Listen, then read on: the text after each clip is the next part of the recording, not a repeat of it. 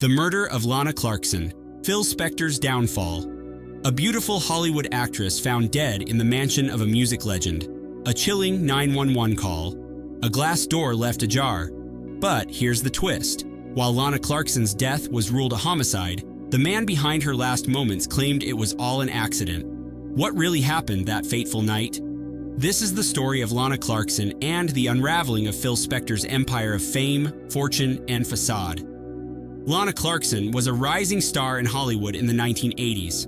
Known for her roles in films like Barbarian Queen and Fast Times at Ridgemont High, she was beloved for her striking beauty, infectious charisma, and determination to make it in a cutthroat industry. By the early 2000s, Lana had shifted gears, working at the House of Blues in Los Angeles to support herself while pursuing her dreams.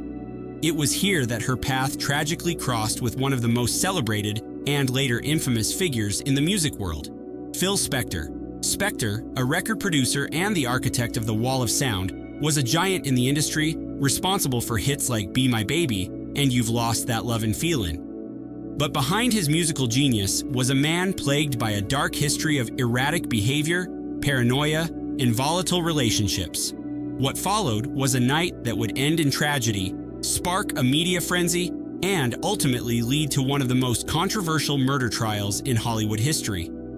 It was February 3rd, 2003, a quiet Monday night in Alhambra, California. Lana Clarkson had just wrapped up a shift at the House of Blues.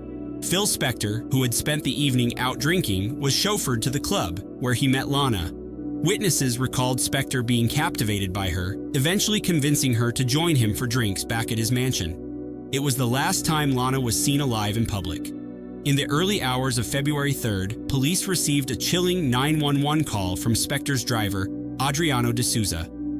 "I think my boss killed somebody," D'Souza said, recounting that he saw Spector emerge from the house holding a gun, muttering, "I think I killed somebody."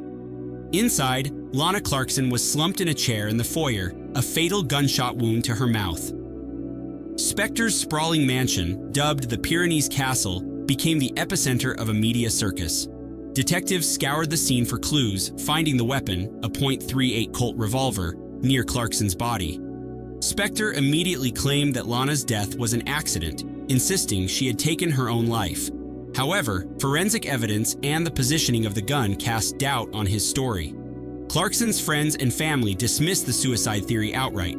Lana, they said, was vibrant, optimistic, and full of plans for the future. Phil Spector's trial began in 2007, 4 years after Lana's death. The prosecution painted a damning picture of a man whose volatile temper had a history of turning violent, particularly toward women. Several women took the stand to recount chilling encounters with Spector, describing how he had threatened them with guns in fits of rage. One woman testified that Spector once told her, "If you leave, you're not going anywhere alive." The defense, however, clung to the narrative that Lana had been despondent over her career and finances, suggesting she may have taken her own life.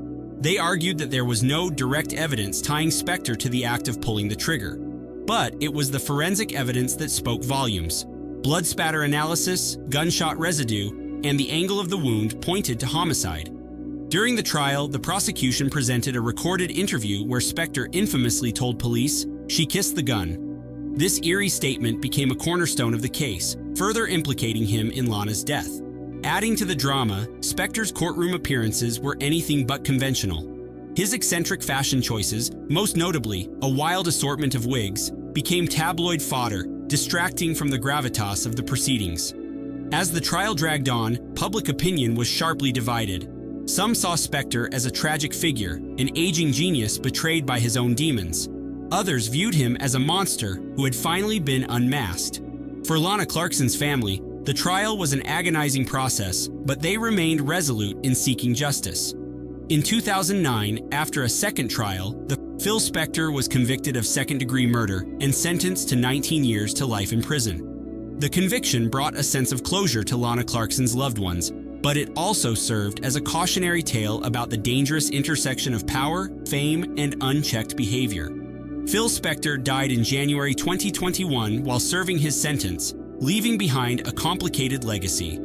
While his contributions to music remain undeniable, his name will forever be synonymous with one of Hollywood's darkest scandals.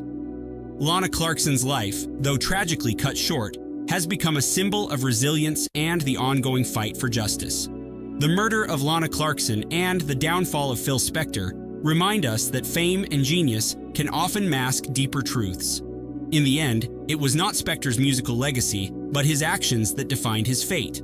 Lana's story continues to resonate, a sobering reminder of how lives can intersect in ways that forever alter the course of history. What do you think really happened that night in the Pyrenees Castle? Was justice truly served? Don't forget to like and subscribe for more in-depth true crime stories that dive into the darker side of human nature.